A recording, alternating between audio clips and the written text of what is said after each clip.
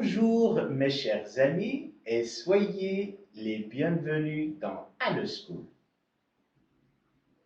Le sujet de notre deuxième séance, c'est l'exploration des milieux naturels. C'est un cours qui est divisé en deux parties. Exploration, c'est l'action d'explorer, c'est-à-dire découvrir, s'informer sur des choses qui sont nouvelles. اكتشاف. Qu'est-ce qu'on va découvrir? On va découvrir des milieux naturels, des régions qui se trouvent dans la nature. فضاءات مناطق أوسط طبيعية. Dans notre deuxième science, on va traiter, après l'introduction, les outils utilisés pour l'étude d'un milieu naturel, les différents milieux naturels, les composantes d'un milieu naturel et la diversité des êtres vivants.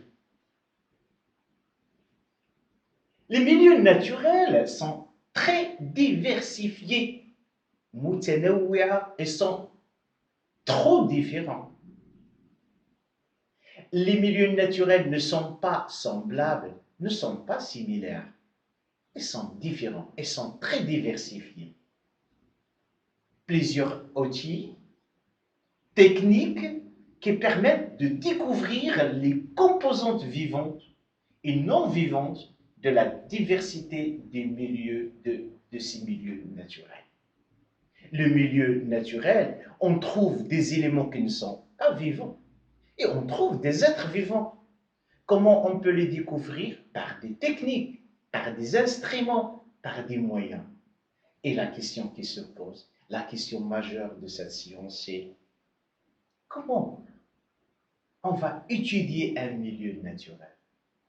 Quelles sont les composantes de ces milieux naturels?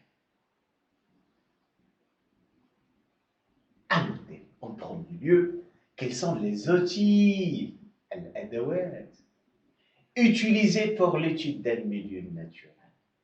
En vérité, pour étudier un milieu naturel, on doit avoir des outils et des moyens. Alors, quels sont ces outils? Quels sont ces moyens? Il y en a beaucoup des outils. Il y en a beaucoup des moyens. Mais on va se limiter sur quelques moyens et quelques outils, parmi lesquels il faut avoir une carte de la région, découvrir un milieu naturel nécessite avoir une carte pour voir la géographie de cette région. La carte, خريطة المنطقة. On peut utiliser aussi un appareil photo pour photographier les différents éléments d'un milieu naturel.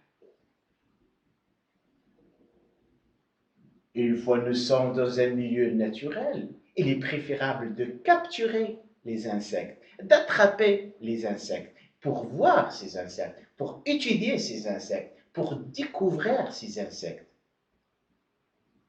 Et dans ce cas, on peut utiliser un filet des insectes. شبكة الحشرات. On peut utiliser les jumelles pour voir les régions qui sont assez lointaines. Ce sont quelques moyens pour découvrir, pour voir les milieux naturels. Chers amis, on va voir les différents milieux naturels. Précédemment, on a dit que les milieux naturels ne sont pas similaires, ne sont pas semblables. Et dans ce cas, on dit les milieux naturels sont diversifiés et sont différents. Quelques exemples de ces milieux naturels, on trouve la plage, lac, fleuve, oued, l'Inde. L'Inde, c'est une étendue qui est vraiment trop vaste, أراضي شاسعة. Désert, c'est le Sahara, la forêt. Donc, tous ces milieux naturels sont différents.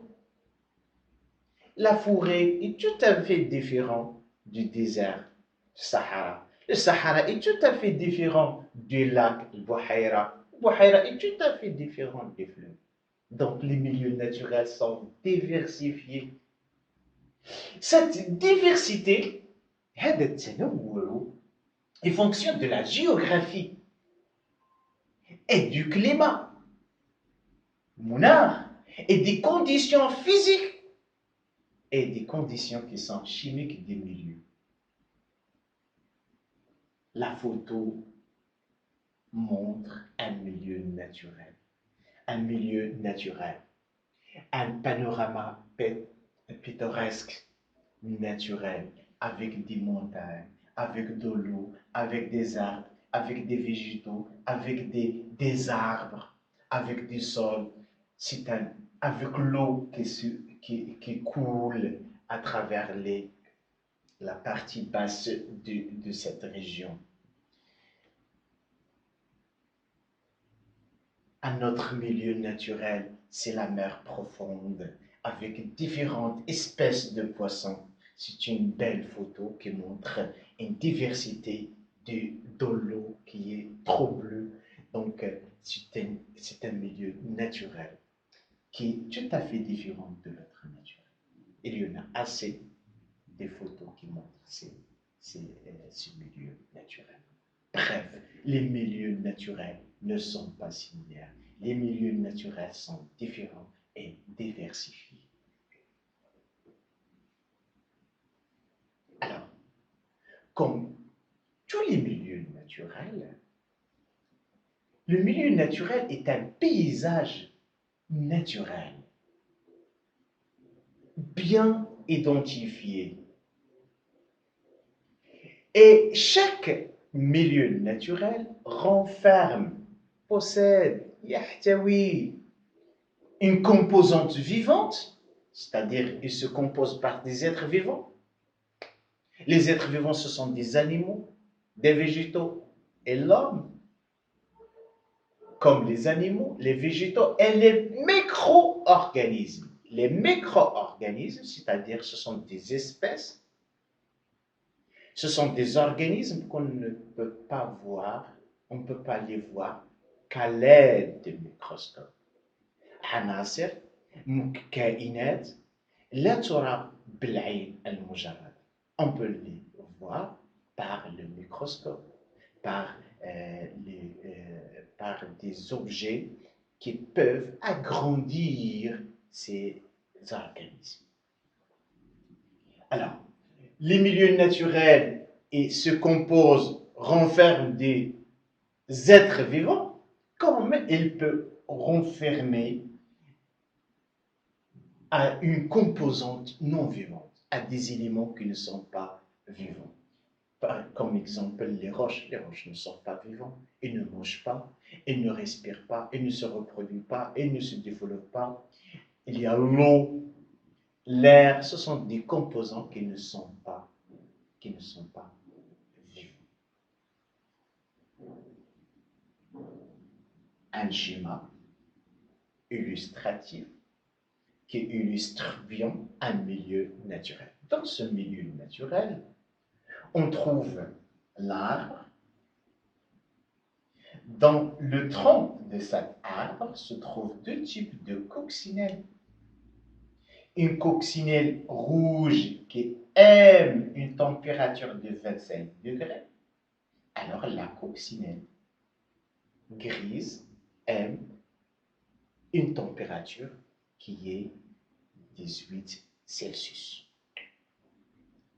La coccinelle rouge aime un éclairement. Éclairement, c'est l'éclairage al-idar, qui est vraiment avec une grande intensité de 82 000 lux. Lux, c'est l'unité de mesure de l'éclairement. C'est-à-dire, la coccinelle aime les régions qui sont claires, modar. Alors que la coccinelle est grise, elle aime un éclairement de 500 lux, c'est-à-dire elle aime les régions qui sont sombres. Dans ce milieu naturel, il y en a des vers, d'Éden, تعيش dans les feuilles de l'arbre. Il y a le sol, il y a les arbres, il y a des animaux comme les vaches, la cigogne, l'escargot, il y a des champignons, il y en a des feuilles qui sont mortes, il y a le sol, à Tsorba, et ce sol est un milieu qui renferme le sable et des petits animaux, et des animaux qui sont microscopiques. Il y en a des pierres, il y a de l'eau, un lac, de l'eau, des herbes, des montagnes, il y a des habitants, des bâtiments, des oiseaux, il y a l'air, il y en a le ciel. Donc, c'est un milieu naturel qui est composé par deux catégories. La première catégorie, ce sont les êtres vivants qui renferment soit les végétaux, les animaux et ce qui provient des vivants, et il y en a une partie qui est une composante non vivante, hein, à savoir les roches, l'air, et de l'eau. Bref, un milieu naturel renferme une composante vivante et une composante non vivante. Diversité des êtres vivants. Les milieux naturels sont diversifiés, les êtres vivants aussi sont diversifiés. Les êtres vivants c'est un atout qui est très très diversifié. Il y en a assez des êtres vivants. Alors, cette diversité des êtres vivants, on peut diviser les êtres vivants en faune et flore. Faune, c'est l'ensemble des animaux de la région. Faune. Flore, c'est l'ensemble des végétaux de la région. Parler des êtres vivants, c'est parler des faunes. Il y en a assez des animaux. Chaque animal se diffère de l'autre animal. Il y en a des oiseaux, il y en a des poissons, il y en a des insectes, il y en a des animaux, il y en a des animaux qui sont domestiques, il y en a des animaux qui sont sauvages, il y en a des oiseaux qui vivent dans les milieux aquatiques, il y en a des insectes. Donc, il y a assez des animaux. On parle des faunes. La fleur, il y en a assez des plantes. Il y en a des plantes qui aiment vivre dans l'eau. Il y en a des plantes qui aiment vivre dans les déserts, comme les palmiers.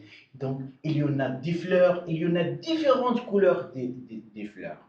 Différentes couleurs des fleurs, différentes espèces de plantes à fleurs. Donc, les êtres vivants, la fleur n'est plus semblable et sont diversifiés. Donc, il y en a des animaux qu'on peut les voir par nos yeux normaux, et il y en a des animaux et des végétaux que nous ne sommes incapables de les voir par les yeux. Donc, on parle de microfaune. Tous les termes qui commencent par le préfixe micro désignent qu'on va utiliser des appareils pour les agrandir. On ne peut pas les voir par les yeux. Microfaune, c'est l'ensemble des animaux dont la taille est inférieure à 0,2 mm. À titre d'exemple, il y a les colomboles, ce sont des insectes qui vivent dans le sol. Il y a les colomboles, il y a les myriapodes, ce sont des petits vers avec de multiples pattes. Il y en a les lombriques, ce sont des vers qui sont minuscules, au niveau du sol. Il y a le plancton.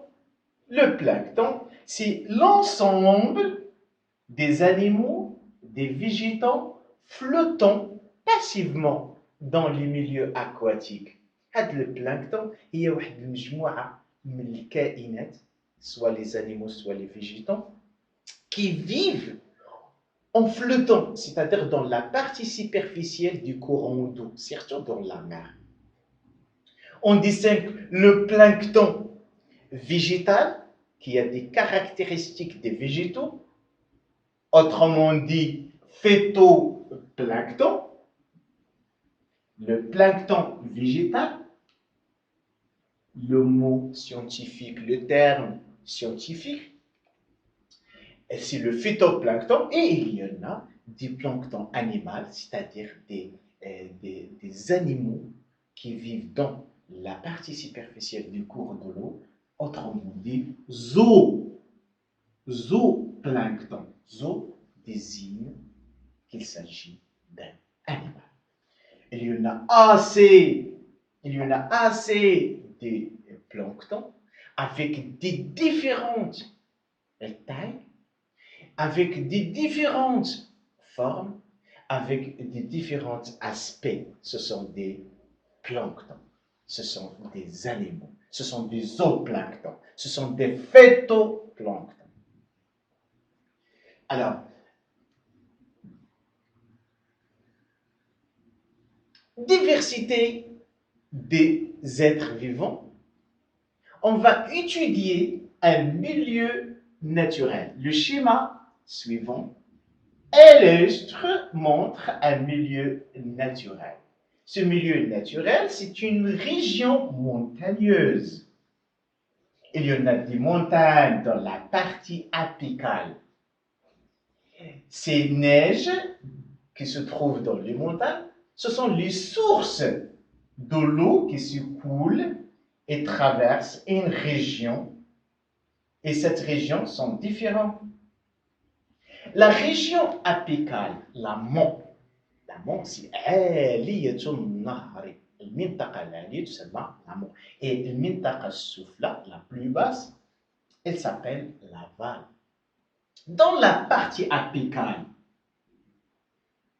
la température de l'eau est 4 degrés Celsius. L'eau coule avec une forte courant. Ce sont deux caractéristiques de la région apicale. Dans la région assez apicale, d'une hauteur qui est moyenne, le courant de l'eau est important. La température de l'eau augmente à 10 degrés Celsius. C'est une région assez montagneuse, c'est une région assez élevée, moins peuplée par les maisons des habitants, et qui diffère de l'autre région qui a une température de l'eau 16 degrés Celsius avec un courant de l'eau qui est assez faible. Dans la région la plus basse, c'est-à-dire l'aval, on trouve une embouchure ou le milieu de contact entre le courant d'eau et la mer. C'est-à-dire, le courant d'eau coule directement dans la mer. Et l'embouchure, c'est le contact entre les deux régions différentes. Le courant d'eau qui vient des neiges et le courant de l'eau de la mer. Avec une température de 19 degrés Celsius, un courant bien sûr qui est vraiment très faible. Donc, un milieu naturel, donc les différents, c'est un milieu naturel, ce sont des milieux naturels qui sont différents de point de vue composantes, de point de vue caractéristiques chimiques et caractéristiques physiques. Regardez la différence dans les degrés de la température. Donc, milieu naturel différent, des caractéristiques différentes, bien sûr, on trouve des êtres qui sont différents. À titre d'exemple, dans la région apicale, on trouve de façon dominante un type du poisson qui s'appelle les truites, taluta. Ce sont des zones à truites. Dans la région assez apicale, on trouve d'une façon dominante zones à ombre, c'est une espèce du poisson, des zones à barbou et zones à brume. Donc, en bref, répartition. Répartition, c'est la distribution des êtres vivants. Alors, les êtres vivants sont répartis d'une façon différente. Elles ne vivent pas dans le même milieu naturel. Répartition des espèces en fonction des caractéristiques des milieux. Ce sont les caractéristiques des milieux qui obligent que ces espèces se répartissent d'une façon différente. Alors, les êtres vivants ne sont pas répartis par hasard. Le chameau, on trouve dans les régions chaudes. C'est pas par hasard. L'ours, qui se trouve dans les régions à neige, il se trouve dans cette région. Ce n'est pas une chose qui est au hasard. Les serpents qui vivent dans les régions sahariennes, ce n'est pas un hasard. Donc, les êtres vivants ne sont pas répartis au hasard. Leur répartition, distribution, dépend des caractéristiques physiques.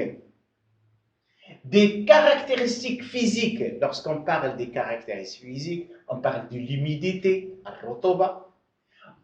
la température, al-harara, précipitation, les neiges sont des caractéristiques physiques de la région. Chaque être vivant occupe finalement un milieu qui correspond à ces exigences. C'est une belle conclusion. Chaque être vivant se trouve dans un milieu, mais ce milieu doit avoir des conditions qui correspondent à l'exigence, al-hajiyat, al-daruriya, lihada, al-kaini, Et voilà. Merci de votre attention et attendez la deuxième partie de ce cours. Merci et au revoir.